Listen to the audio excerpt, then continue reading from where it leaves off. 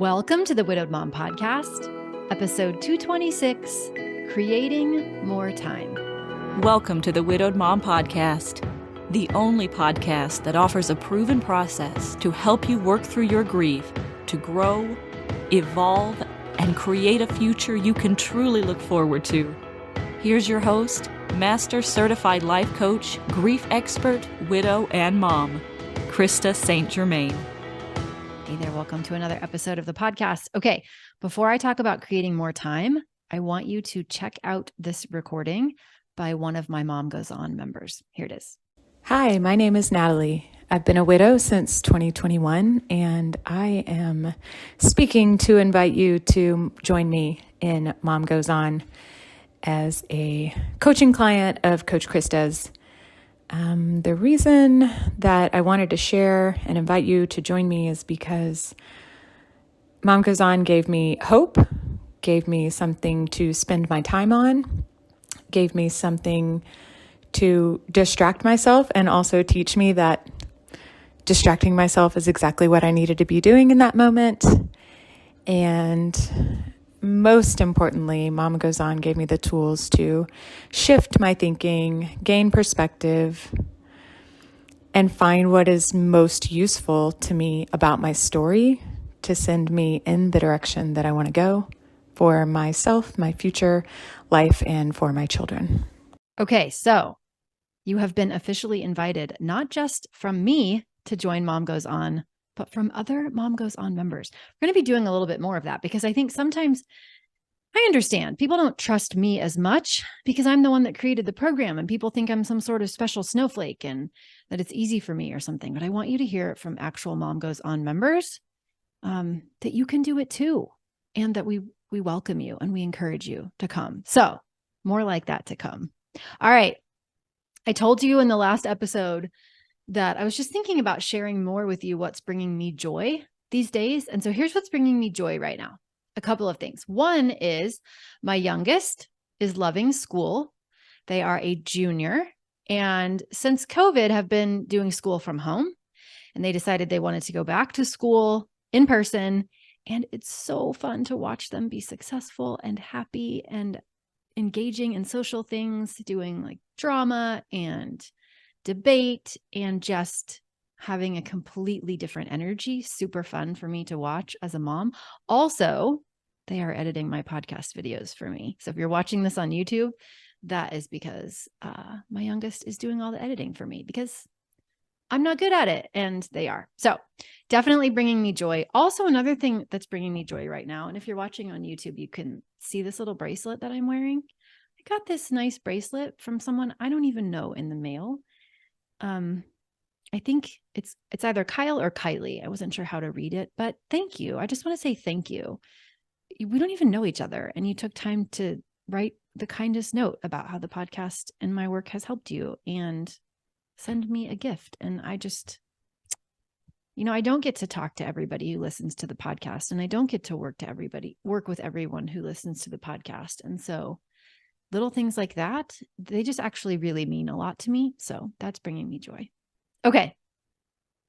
Before I cry, let's talk about creating more time. And I understand that creating more time technically is probably a bit of a stretch. I mean, we can't actually change how many hours are in the day, but we can definitely create more times for ourselves, more time for what we value. And we can use our time more intentionally. And so that's what I want to talk about today, because when you are a solo mom, when you are doing this by yourself, even if your kids are grown, you're running a house by yourself, right? When you used to have a person that you did these things with, then I think your time is ever more precious. And I also think when you have a significant loss, as most people listening to this podcast have, you see that a little more than you did before. You see that you want to treat your time as precious, and you want to use your minutes and hours and days in ways that matter to you and add value to your life. And that's not always the easiest thing to do. So today in the podcast, I want to give you 5 different things that you can think about, 5 different ways that you can create more time for yourself. Okay, so let's jump in. So, number one, saying no, y'all. We need to say no more often.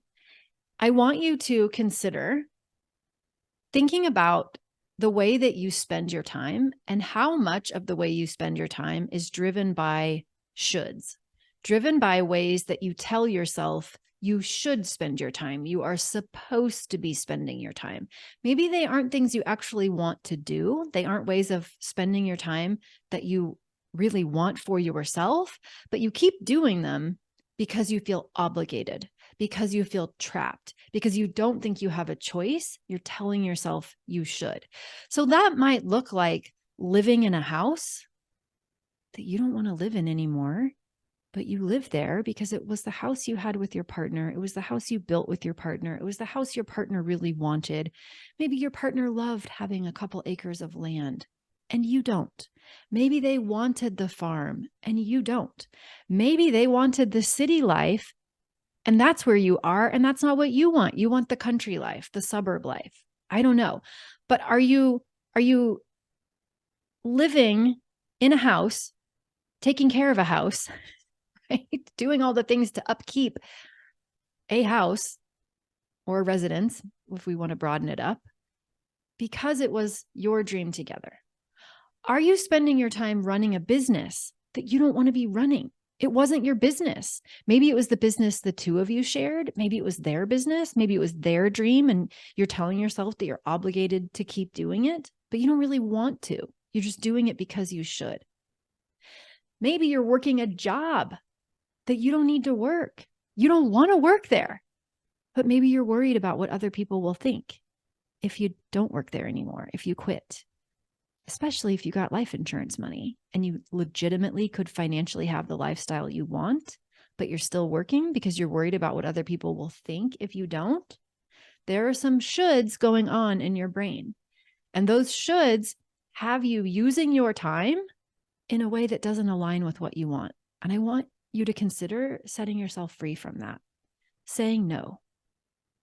And that could be the smaller things too, right? That could be setting boundaries.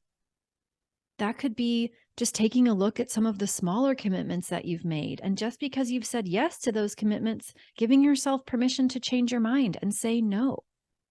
If you look at what's ahead of you next week on your calendar and you don't like it, you don't like your reasons for doing those things, then you can say no. You can change your mind. And it might not be an immediate no. Sometimes it's a gradual process where we figure out how to remove ourselves from a long-standing commitment that we've made, or we figure out how to remove ourselves from a job that we don't like, or a house we don't want to be in, or a business we don't want to own. But I want you to consider what it would be like to give yourself permission without feeling guilty to say no to the ways that you're spending your time that don't line up with what you want for your life next. Because I bet if you look at your calendar, there are some things on there that you could say no to. There are some changes you could make that would set you free. But you keep doing the same things that you've been doing because you feel trapped or obligated. And that comes from the way that we think, right? If you feel trapped or obligated, if you feel resentful about the way that you spend your time, the best news ever is that that's something you can change. A, you don't have to spend your time that way, right? And B, it's because of what's going on in your mind. Okay, so that's number one, saying no. We can actually change the way that we spend our time. Some of that might mean some major life changes, all right? Number two, delegate or ask for help or hire it done. There are so many people in this world who want to help us, who would love to be paid for their services, right? And yet we struggle to receive their help, believe we're worth their help, ask for their help.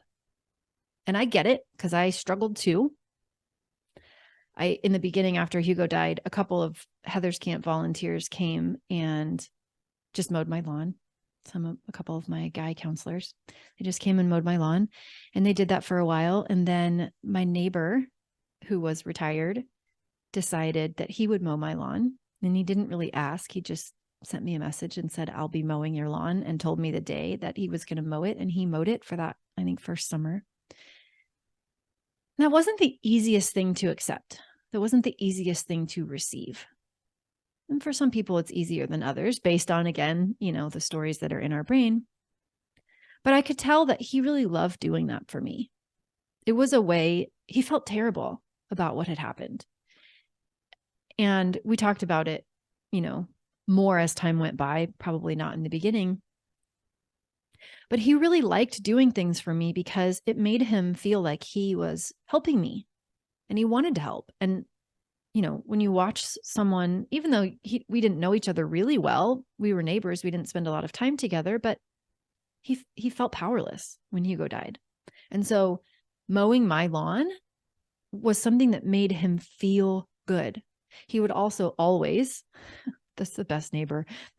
He was hard to leave, I tell you, and his wife as well. He would always take my trash can and pull it up from the end of the driveway. If it snowed, if I wanted to shovel my driveway, I would have to race him to get to my driveway because it felt good for him. And there are people out there who want to help you. And if you don't let them, you're depriving them of the opportunity to feel good. They want to help. So think about who those people are for you. Maybe they've dropped hints. Maybe you've shooed them away. But what if you allowed yourself to receive the help that they offer and gave them the gift of feeling good by helping you? They don't want to feel powerless either. They want to feel like they're contributing and making your life better. I know that there are people in your world that do. After that happened, the next thing that I kind of struggled with in terms of hiring help, getting help, was with my house. I could afford to have someone come in and clean, but in my mind, there was a story that I should be able to do it myself. And I was working full time, 2 kids, but I shouldn't be able to do this. That's how it showed up in my brain. Krista, you should be able to do this. This is not that hard. Other people have it way worse than you. You should be able to do this. You shouldn't be paying for something that you can do yourself. And what I just want to offer is that, yes, I believe in us. We are capable. There are many things we can do, but just because we can do them doesn't mean we have to. It doesn't mean we should. If there's something that you want to pay to have done, then that's a choice you get to make. You can actually use money to make your life better. Not just your kids' life better, by the way, but your life better. So I want you to consider where you've been wanting to use money to make your life better or easier, but telling yourself that you can't or shouldn't, even though the math says that you can. Because I've done this to myself, so I know a lot of you are doing it too. Some other simple things. Instacart, right? Almost every grocery store now has some Instacart type service. Walmart even has it, right? Can literally let them shop for you and ship you your groceries. Bring them to your house. How much time does that save you? A ton. Yes, you could go to the grocery store. You could do this. You're fully capable. But why not? Plus, I always like to think about it like I am employing someone else. I am contributing.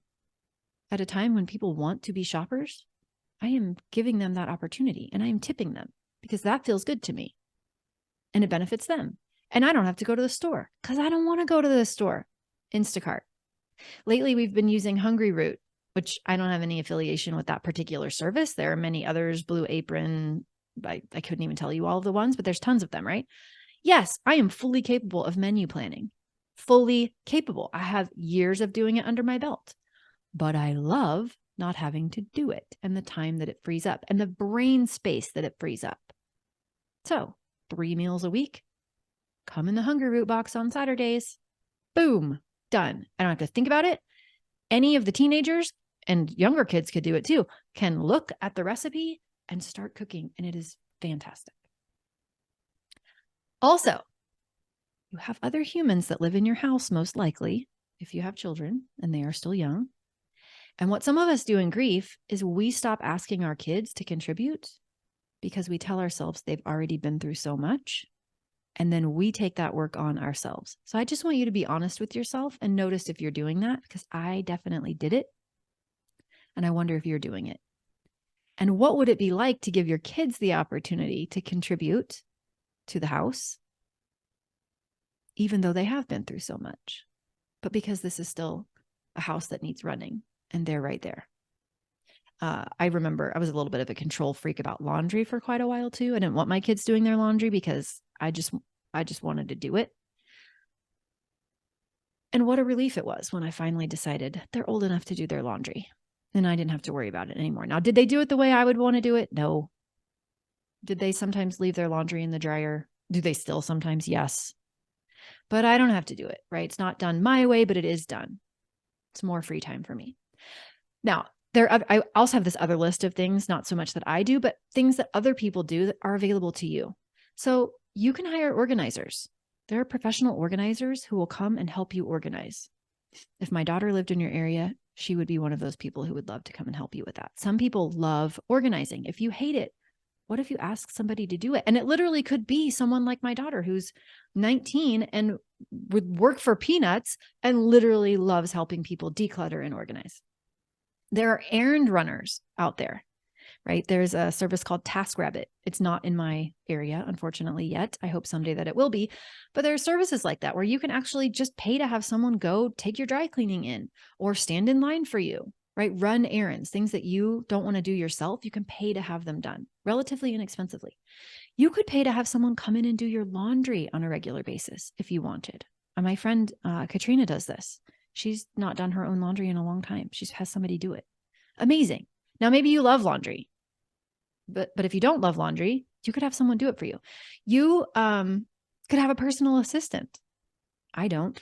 It's one of the things I keep toying with that I haven't actually done.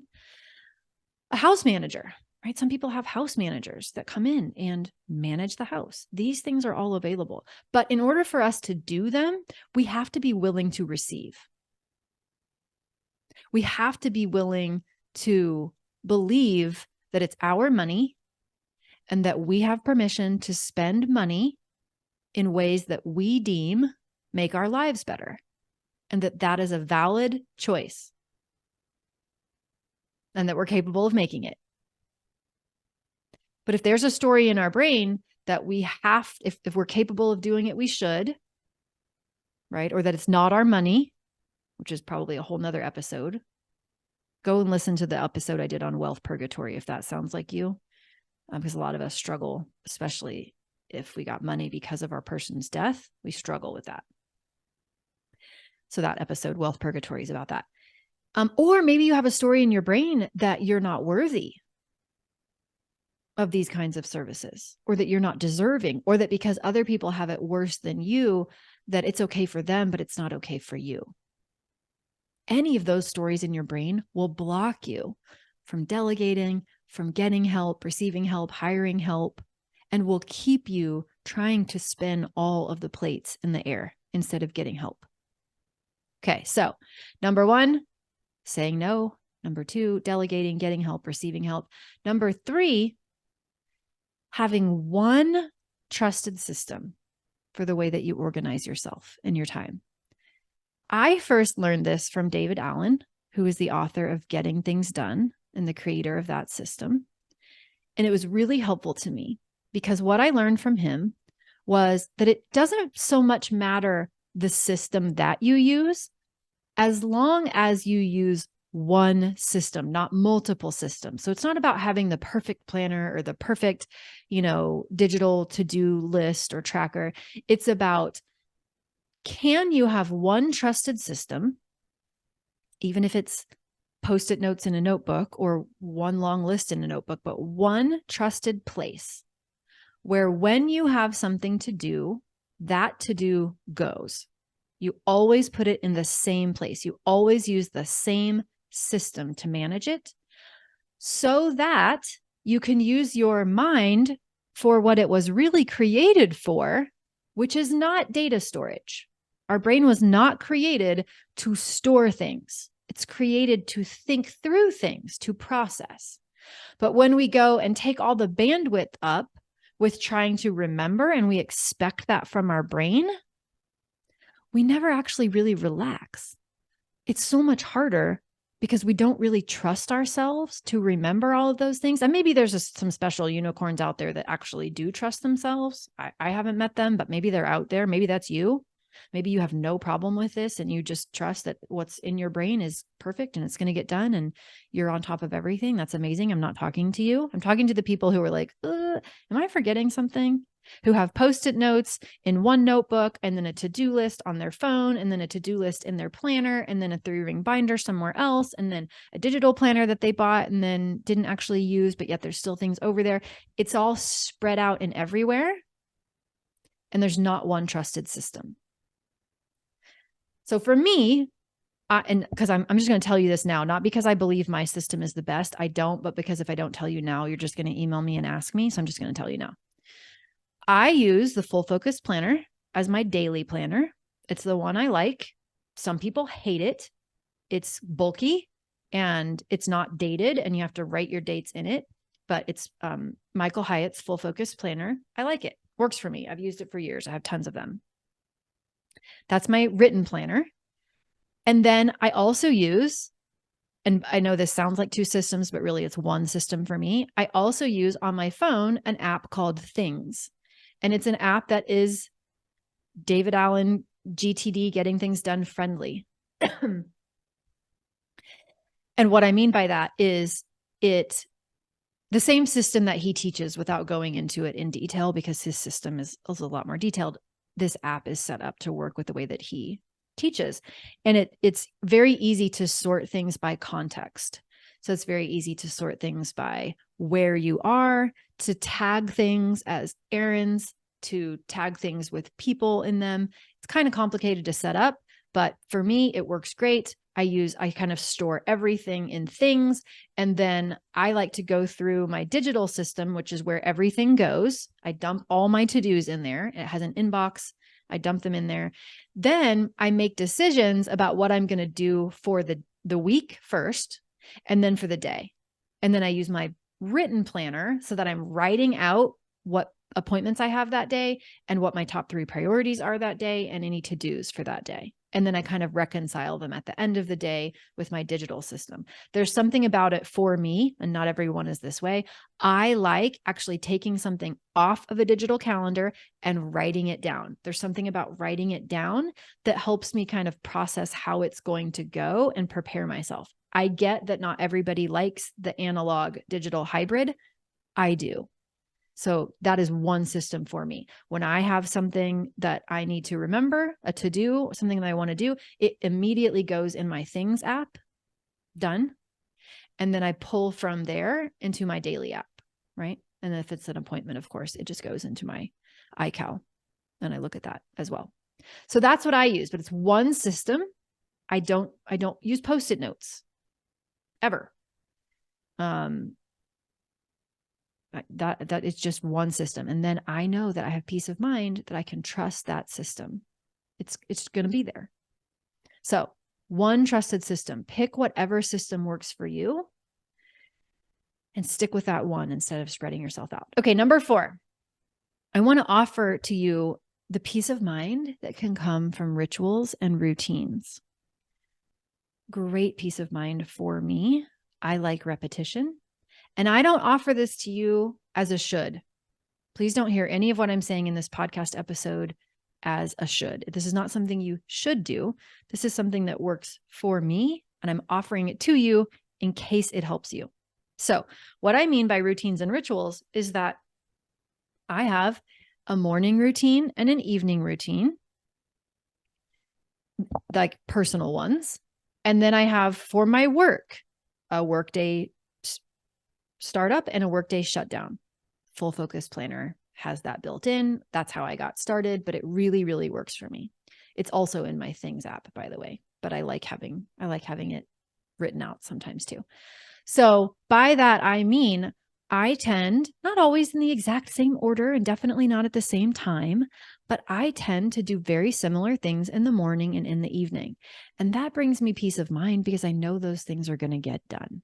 I know that I'm going to do those things because I've gradually, one habit at a time, conditioned myself to do the same things in the morning and the same things in the evening that I chose for myself. And they have changed many, many a time over time, right? Because life evolves.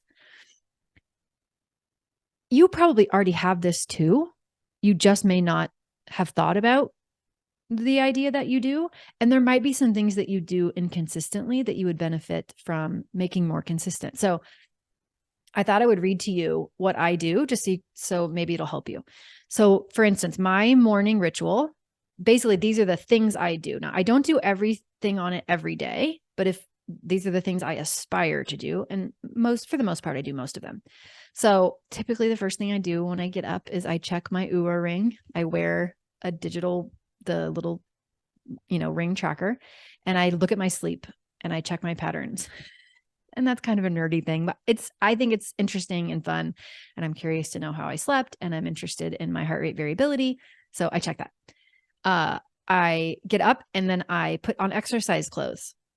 This is a big deal for me, y'all, because it used to be that I would just stay in my pajamas. Now I actually get up and I put on, and by exercise clothes, I mean, I put on shorts and a tank top, basically, in a sports bra, right? And my tennis shoes.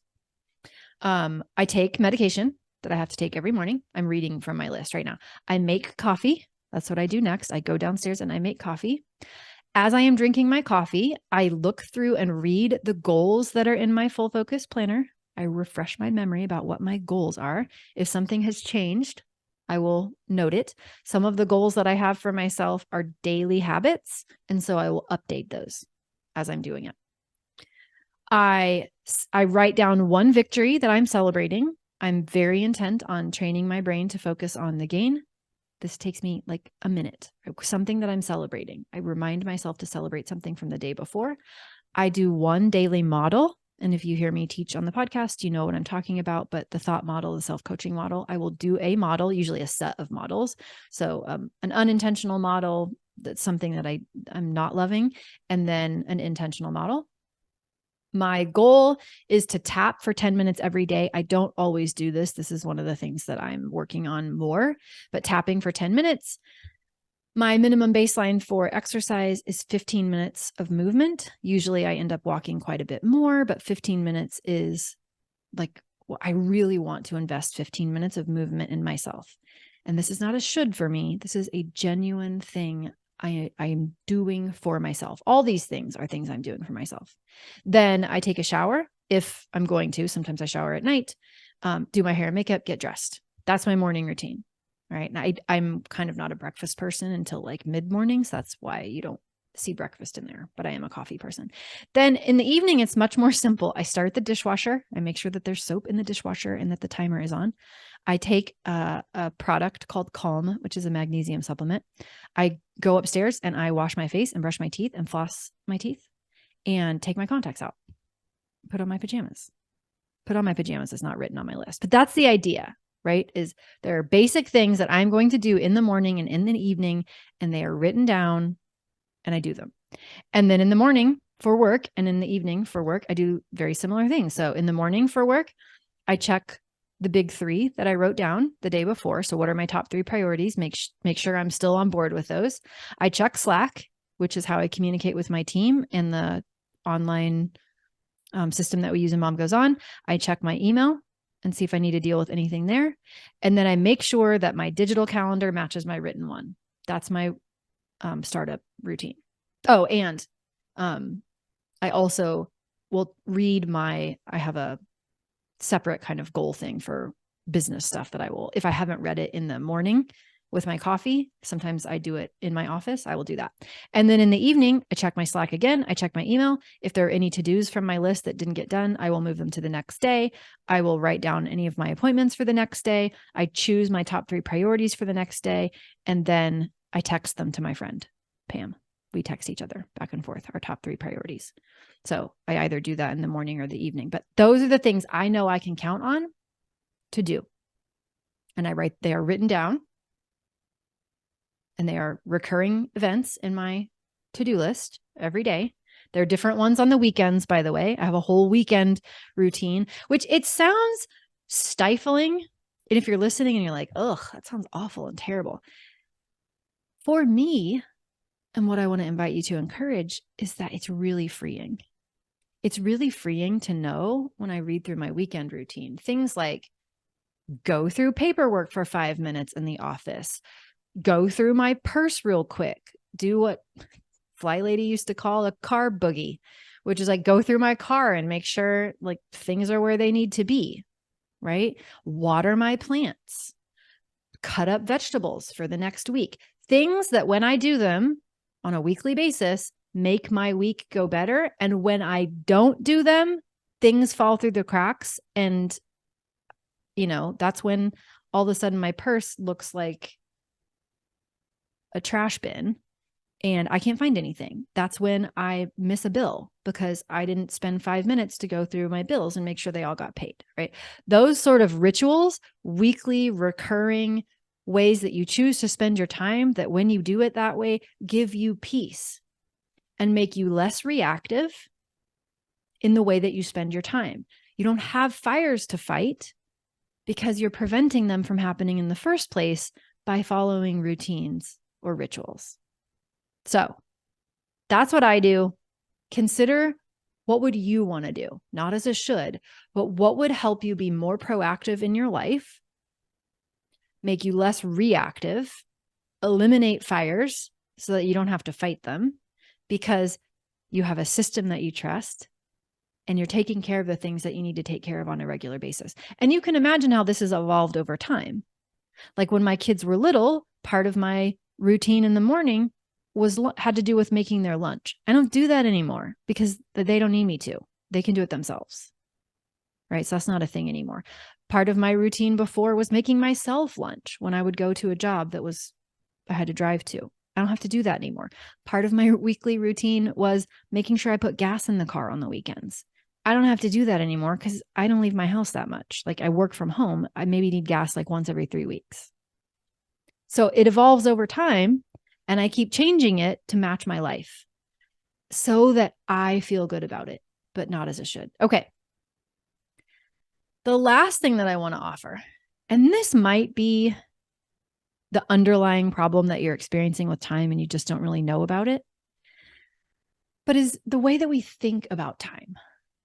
If the way that we think about time is not helping us, then we want to change it. If it's not useful, then we don't have to think that way anymore. So if the way that you think about time tends to look like there's never enough time, I'll never get it all done, I've bitten off more than I can chew, it's too much, I can't handle it, I need a clone, right? If you are thinking about time in a way that feels scarce to you, feels stressful, feels full of pressure, right? Because stress and pressure and overwhelm, dread, those are all emotions. And as you know, emotions come from our thinking.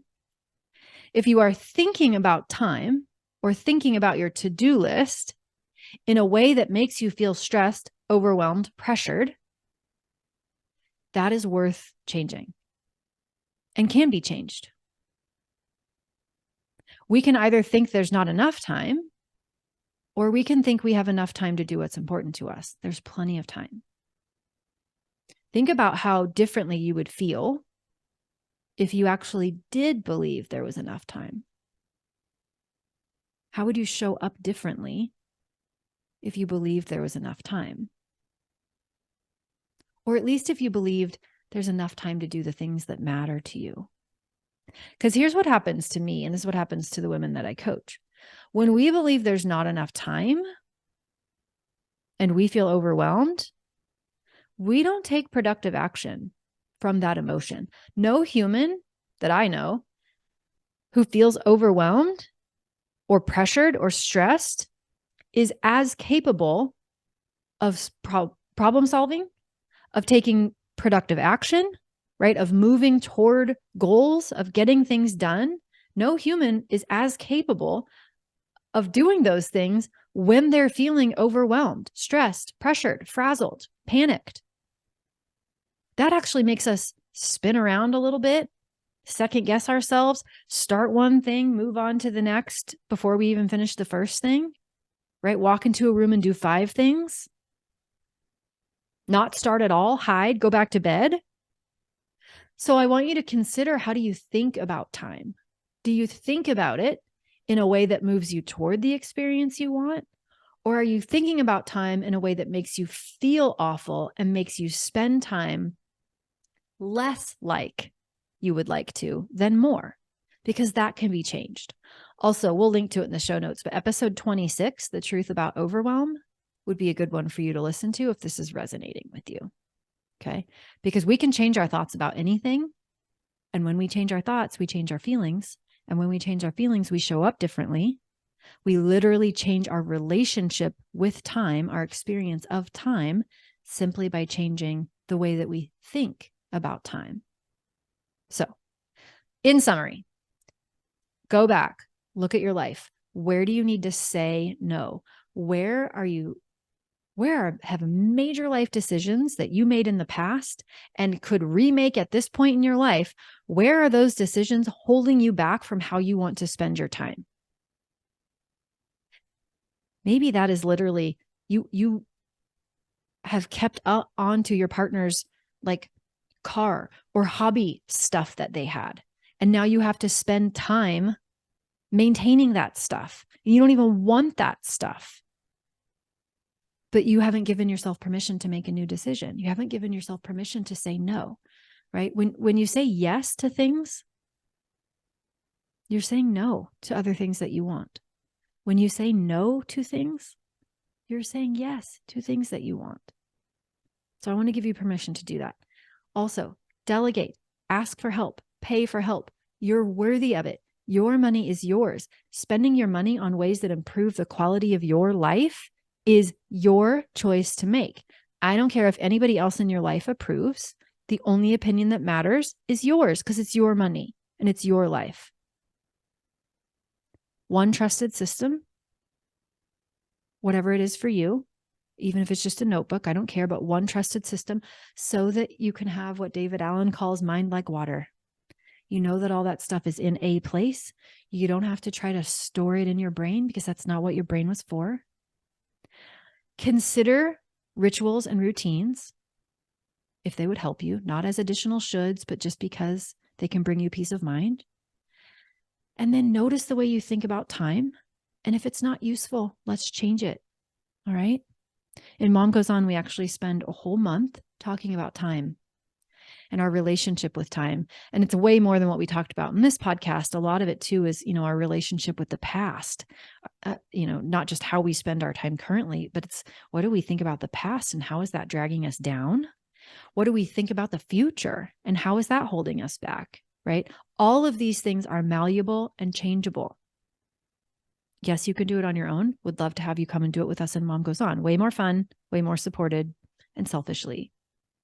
It's my favorite place to be. So, okay, that's what I have for you this week. I hope it really helps you. Yes, we can't exactly create more time, but in a way we can, because in deciding how to spend our time, we make it ours, right? We use that time in a way that supports what we value in life. And that's precious. All right. I love you. You've got this. Take care, and I'll see you next week. All right. Bye-bye.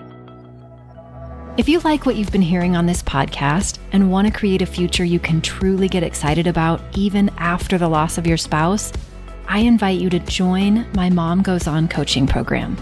It's small group coaching just for widowed moms like you, where I'll help you figure out what's holding you back and give you the tools and support you need so you can move forward with confidence. Please don't settle for a new normal that's less than what you deserve. Go to coachingwithkrista.com and click Work With Me for details and next steps. I can't wait to meet you.